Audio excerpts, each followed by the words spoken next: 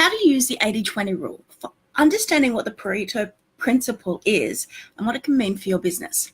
Hi, I'm Tanya Shipman from Business Automation 101. And what is the 80-20 rule? It comes down to that it's been identified by a gentleman by the name of Pareto, who wrote about it quite extensively, and a lot of people have used it, that for everything you do, you can spend 80% of your time and get 20% of your success, or you can spend 20% of your time and get 80% of your success. And you might be saying, huh? So what it comes down to is really that you can find yourself spending all of your time on things that won't get you results. 20% of your customers will provide 80% of your income. 20% of your customers will provide 80% of your success. You'll also have 20% of your clients will provide 80% of your problems, your complaints and your issues and everything else like that. So identifying which 20% your customers and your clients fit into determines how your business succeeds. So if you're spending all of your time on the 20% that create the 80% of problems, your business is going to suffer. But if you spend 80% of your time on the 20% that provide 80% of your income, then you're going to increase the money that you've got coming in. So if you think about it, it's if you've got a list of 10 things you need to do, 2 of them are going to provide 80% of your income, your success, your results, all of those sorts of things. Identifying what that 20% is a result of analysis. You have to actually look at what's happening. And it comes down to it that for most people, for most businesses, you can spend 80% of your time on low income, low result actions or clients or whatever, and you're only going to make 20% of your income.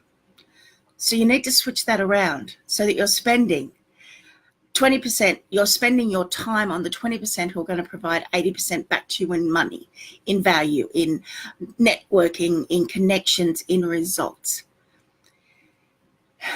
It's really easy to think, oh, look, I've got to make everybody happy, but you can't in a business. You can't anywhere. You can't make everybody happy with you. Hi, Rob.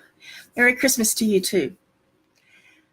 Where the 20-80 rule comes into is you get to be the one to decide what are you going to spend your time on.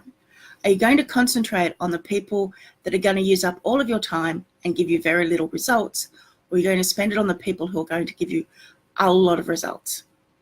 There was one person I was reading about who had a list of, let's say, 100 clients, and he went through and realized that 20 of them were making 80% of his business.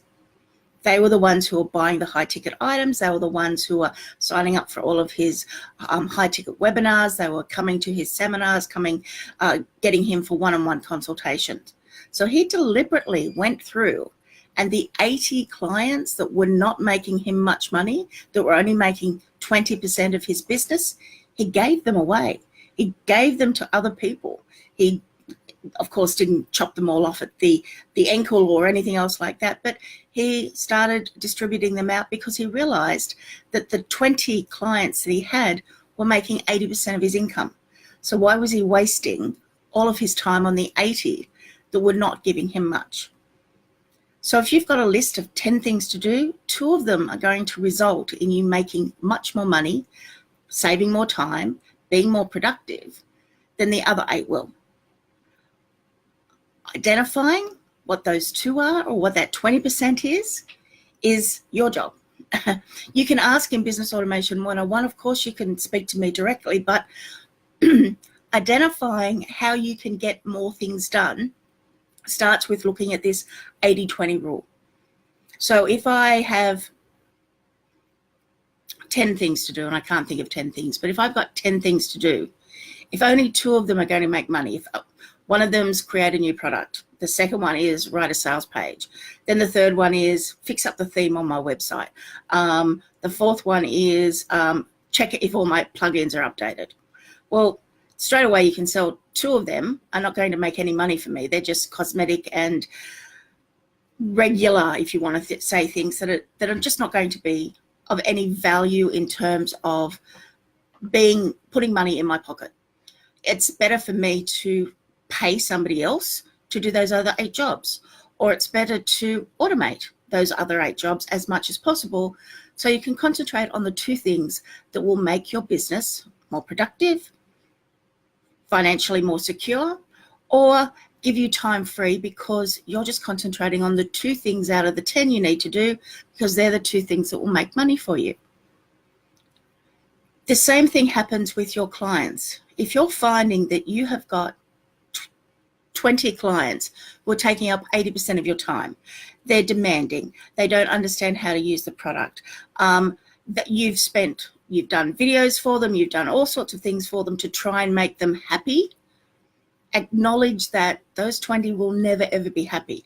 They're using up 80% of your time and energy, and they're never going to be happy. Nothing you can say or do, they'll always have something to fault you with. And most of them will never ever accept responsibility for the fact that it's them, not you. So get rid of them.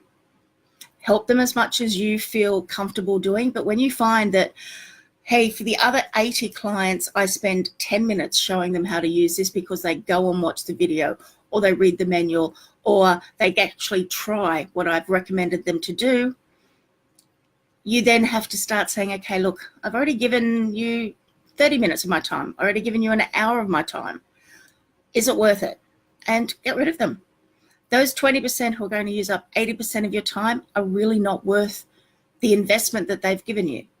Of course, you don't do it by telling them to bugger off, leave me alone, but just say, obviously, this is not working for us. Refund them, tell them that, go on their way. Get rid of them. It's as simple as that.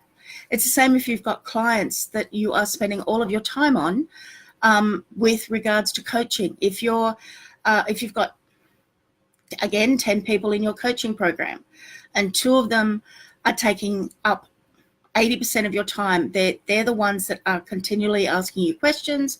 They're not listening to what you say. They're trying to find excuses. They're just not participating properly. Get rid of them, because they're not contributing enough to make it worth your time. And it sounds, you might say, well, that sounds a little bit callous and that sounds a little bit hard. It's your time and your money that they're taking away from you. If they're using up 80% of your time and they're only providing 20% of your income, the math doesn't work. You're not making money from them. If you get rid of that 20% who are using up 80% of your time, you have 80% more time to spend on your existing customers or find new ones.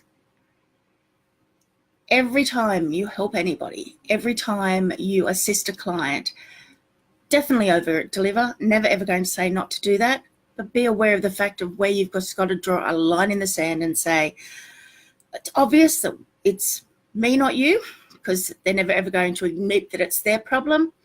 I obviously can't help you. I think it's best if you go and find somebody else.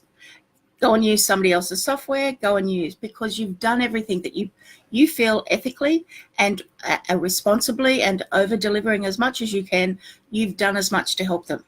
And to keep shooting videos and spending time on Skype calls and going through everything, and at the end of it, they're still not grateful or they're still not making any sort of headway, it's time to say, Pareto Principles in place, you're not worth my time, because it's your time and it's your money that you're giving to them that your other 80% of clients are not asking for.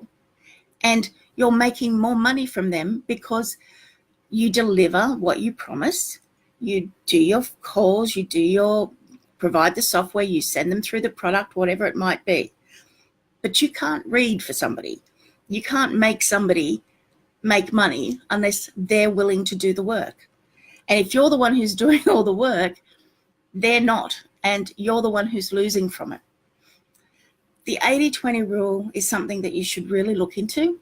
go and just do a quick search on 80-20 rule or the Pareto Principle and have a thought about how it applies to your business and if you're applying it to your business. And if you're not, ask yourself why.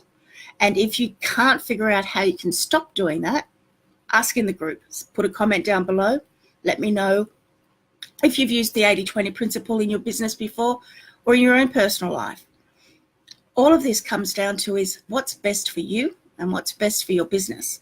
And if you're spending 80% of your time on 20% of your customers, where you're only getting 20% of your income from those customers, you're throwing money away. You're hurting your business, you're hurting yourself, you're hurting your family, because they take up all the time that you have.